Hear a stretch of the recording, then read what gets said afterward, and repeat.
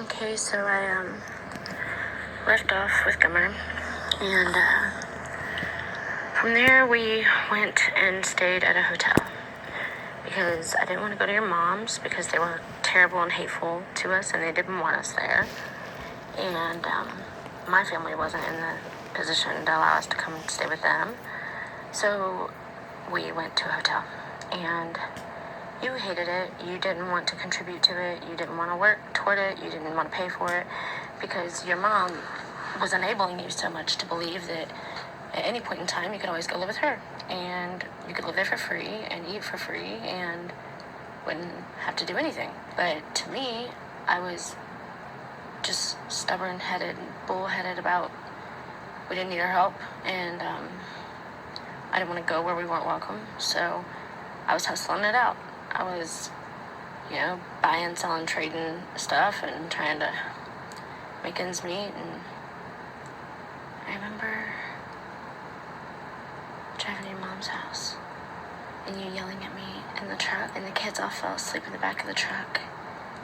And we're going through the back roads at Cedarville. And you reach over and you hit me, smacked me open-handed on the side of the face. And then you throw the truck in park.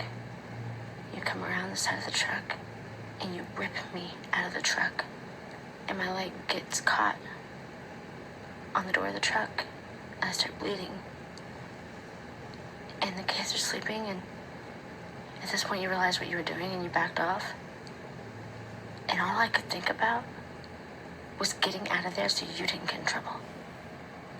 We drive the rest of the way to your mom's house, and you proceed to take my belongings out of the back of the truck and throw them across the driveway, breaking my speakers that I had just gotten from my dad.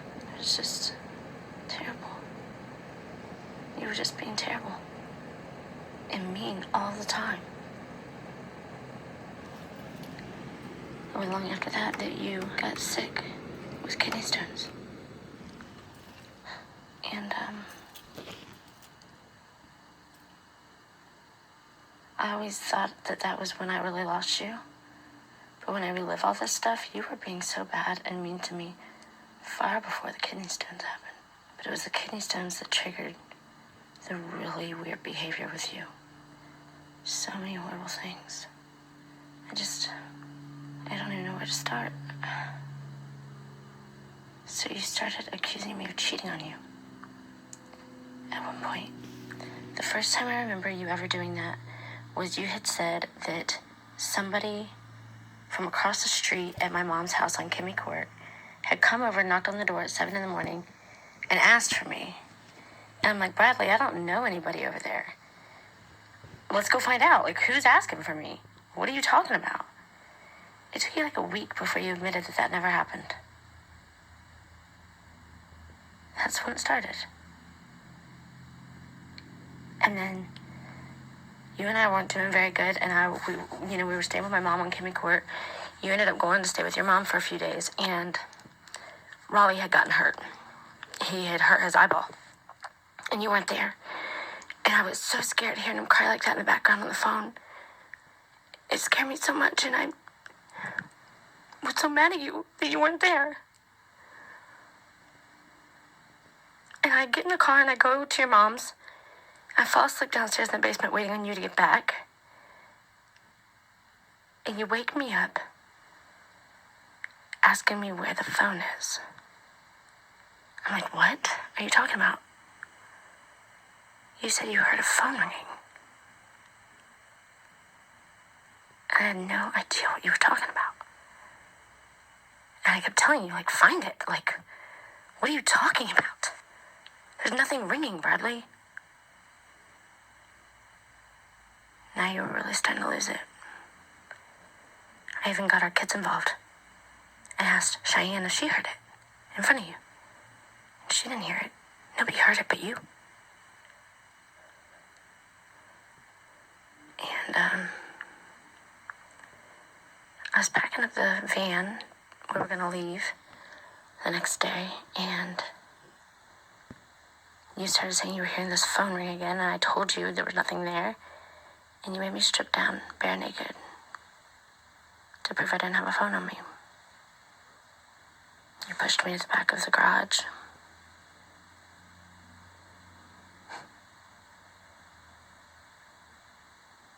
Yeah. So anyway, we're going to leave, and your sister starts shit. She comes to the top of the stairs, and she's running her fucking mouth, and there isn't enough room in the van, so we separate. The boys get in my car, and Cheyenne gets in your car. And as you leave, I go to shut the garage door, and my hand got caught in between the two flats of the garage door. And it pinched it so hard, and it hurt so bad. And I left, and I couldn't find you. You were nowhere to be found. I couldn't find you. So we got separated. I ended up getting to a point where I could get a hold of you, and you told me you went back to your mom's. After all that.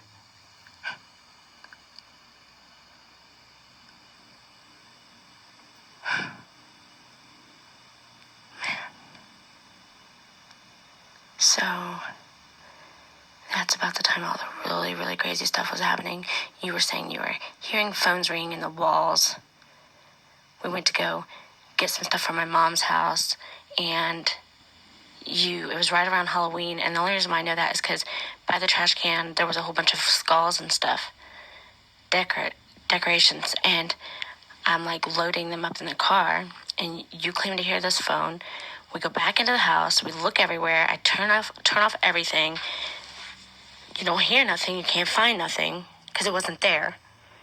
You started saying maybe I put it in the gutters outside, I don't even know. It was completely insane. And I'm telling you all the while, every time this stuff was happening, I was telling you, Bradley, like, tell me when you're feeling like this. We'll look at it together. There's nothing there. I want you to know I'm not doing anything like that to you. You started coming up with ideas that I would have a phone hidden in Speedway, like in a candy thing or in a bathroom, and I would go into the bathroom and I would use it, and then I'd hide it up in the vents and stuff.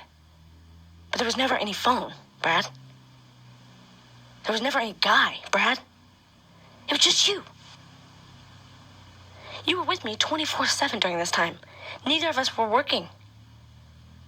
It was just you and me all the time. Every second of every day. You started saying that somebody was hiding in the attic at my mom's. There was never anybody hiding in the attic. You became obsessed with the neighbors conspiring against you to help me cheat. You went around asking them questions, and you found a key in the truck one day, knowing all the junk we were getting all the time. You find a key, and you're convinced that this key is to a vehicle of my boyfriend. And you pull down a random street in Dayton at a trailer park, and you're like, it goes to one of these cars, doesn't it? I'm like, what the fuck are you talking about, Bradley? And you get out of the car, you take the keys with you, and you proceed to try the key in different vehicles on a random street in Dayton.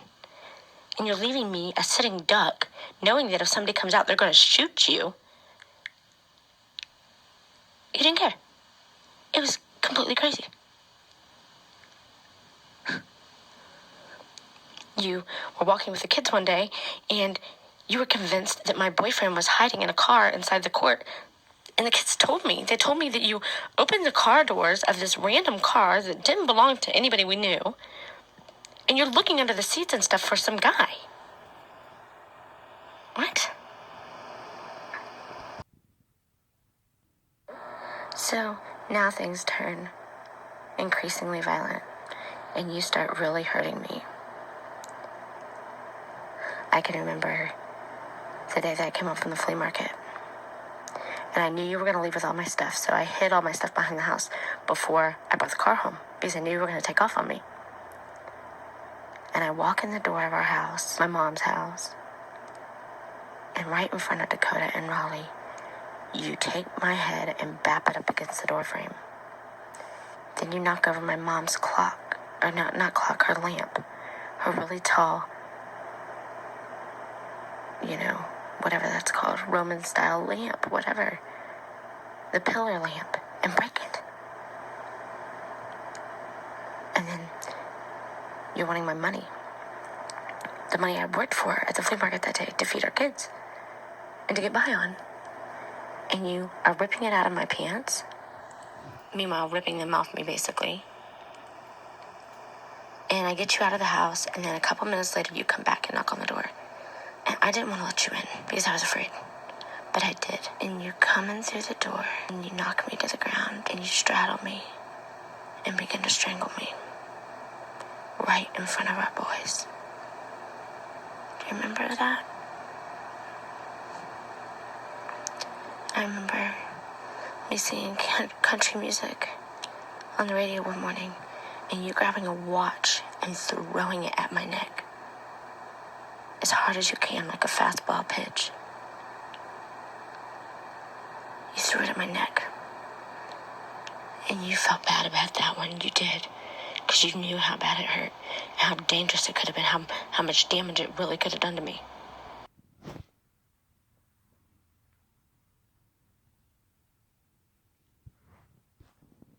You remember the time you attacked my mom, ripping her keychain from her hand, and you destroyed it because you said there was some sort of hidden recording device in it, but there wasn't. Or the time that you chased me through your mom's house, and I'm running down the stairs, and I cower in the corner of the kitchen, and you're attacking me in front of your mom and our kids, and she's going to call the police on you, and I'm begging her not to, while you're attacking me. You come downstairs in the basement, and I'm making a theater room for the kids, something for them to do, somewhere for them to play. And you say you hear this phone again, and you rip the couch apart. You cut the couch open, ripping it apart, looking for some phone that didn't exist. While me and the kids were at the hotel one time, you come there and you accuse me of being a part of some sex trafficking ring, saying that I'm screwing guys in the hotel rooms next to us so that I can get by and pay my bills. You know, the kids had the trick-or-treating issue that Halloween, and I ended up convincing you to make a giant hayride thing out in the field for them while I made a haunted house that they could play in. And when I was done with that, what did I do? I cleaned it all up so Todd wouldn't get pissed. But he still got pissed. That's how it always was. Or how about the time that you kicked in my mom's door? Because you said I was in there having sex with 3 guys. With my kids and my mother in a 1-bedroom apartment. You kicked in the door, and what did you see? Me sleeping on the couch with Cody and Raleigh. My mom wakes up terrified that you just kicked in her door to her apartment. And she's going to call the police on you. And I'm telling her if she does that, I'll never forgive her. Because I loved you so much. Always loved you so much. You remember the time that you come running down the stairs in the basement at your mom's, and you say something to the extent of, I love you and I'm sorry. And you run out the bottom of the garage door and you shut it behind you and you shoot the gun, making me think you had just shot yourself.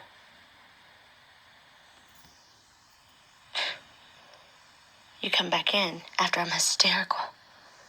And you say, well, I decided not to do it, but here. And you throw razor blades at me and say, slit your wrist and die, bitch. That's what you said to me.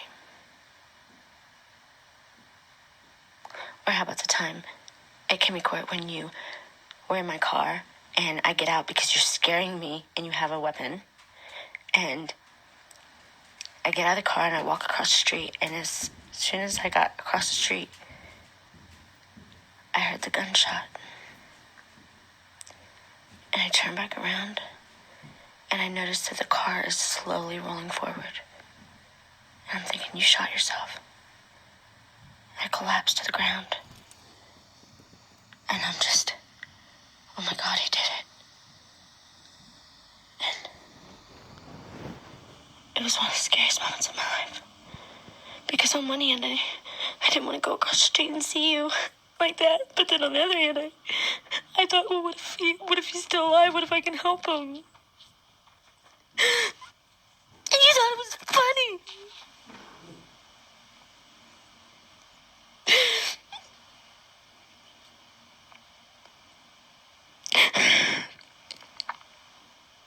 You were torturing me every day.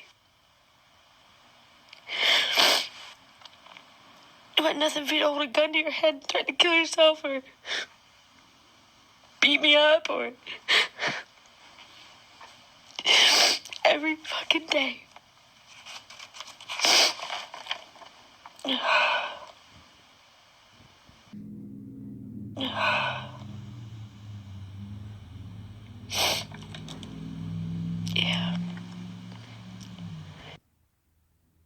But I forgave you.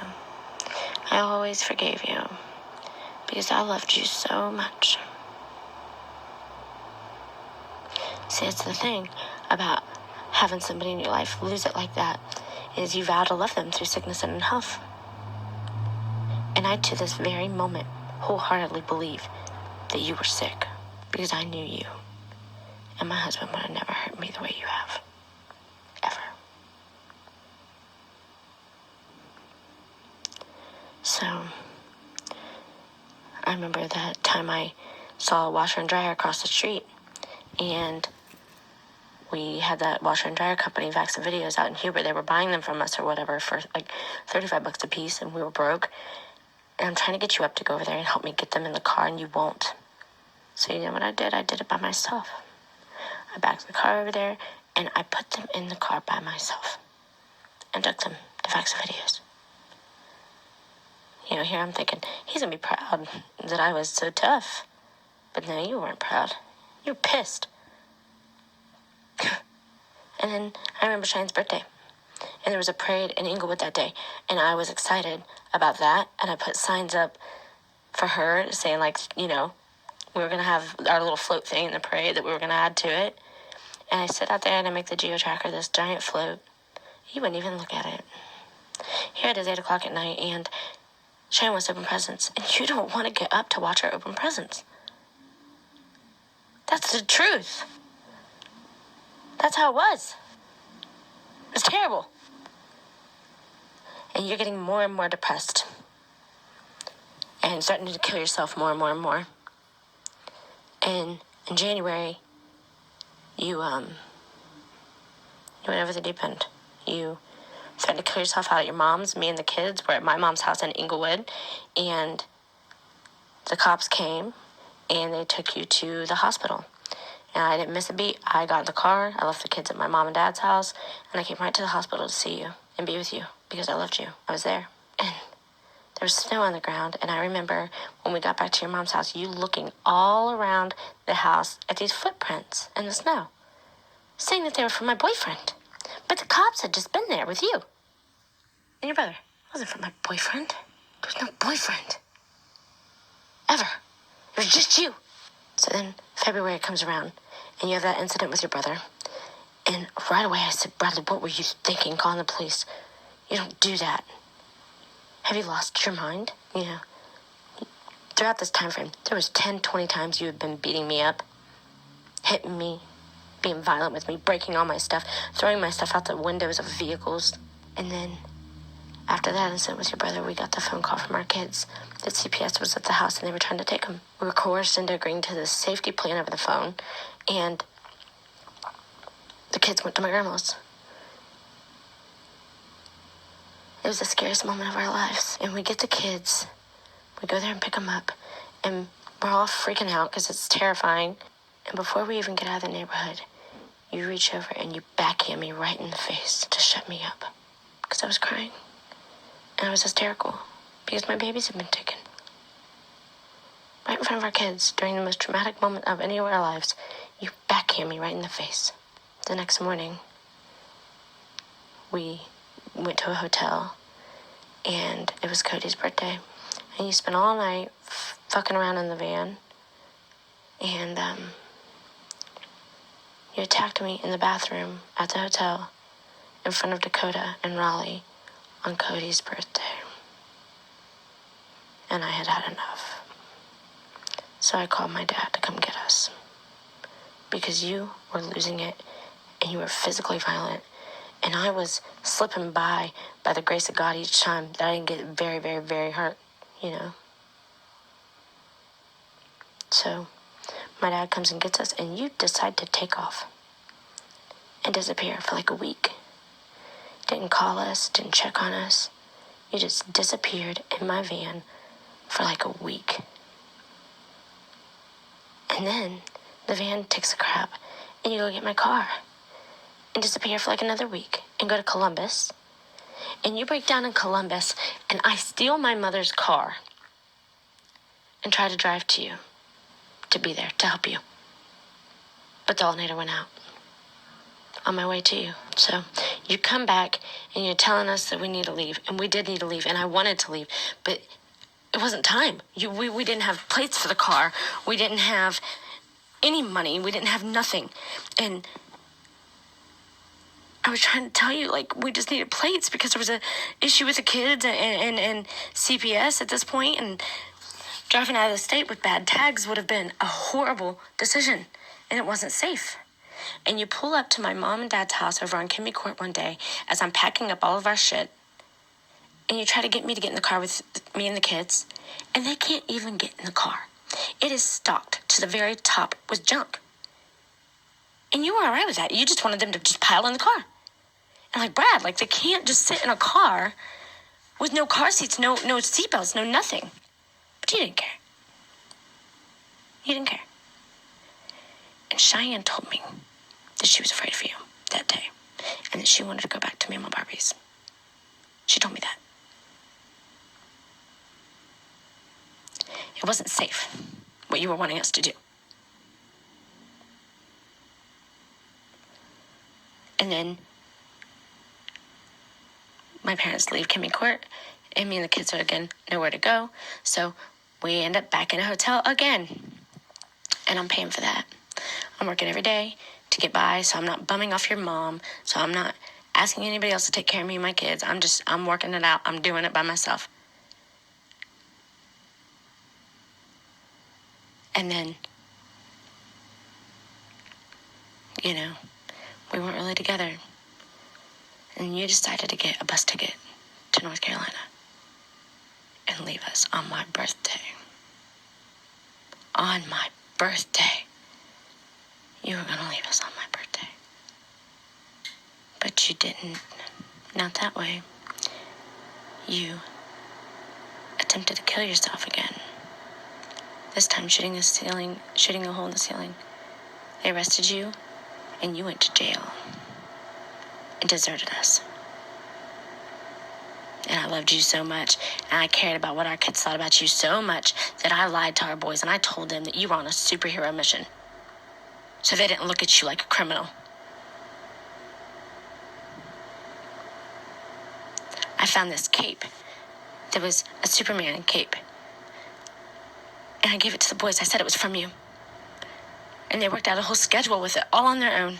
Without fighting, they never fought over that cape. They would take turns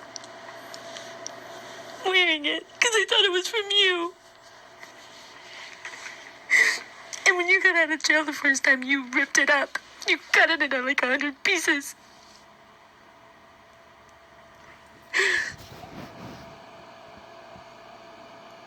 You've done so many things to me. You did it to me. Not the other way around, Brad. I'll never forgive you for everything you've done to me. Sickening.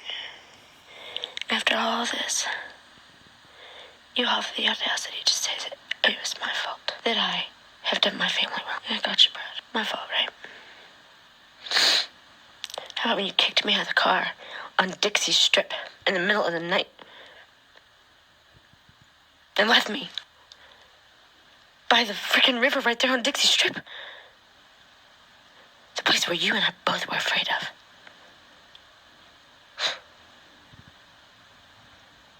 Every time you ever checked on me, or you sent Mikey to check on me, or you looked into any of these feelings you had, there was never anything there. I was always being a good girl, always doing what I was supposed to. Always. I had no desire to be with anybody else.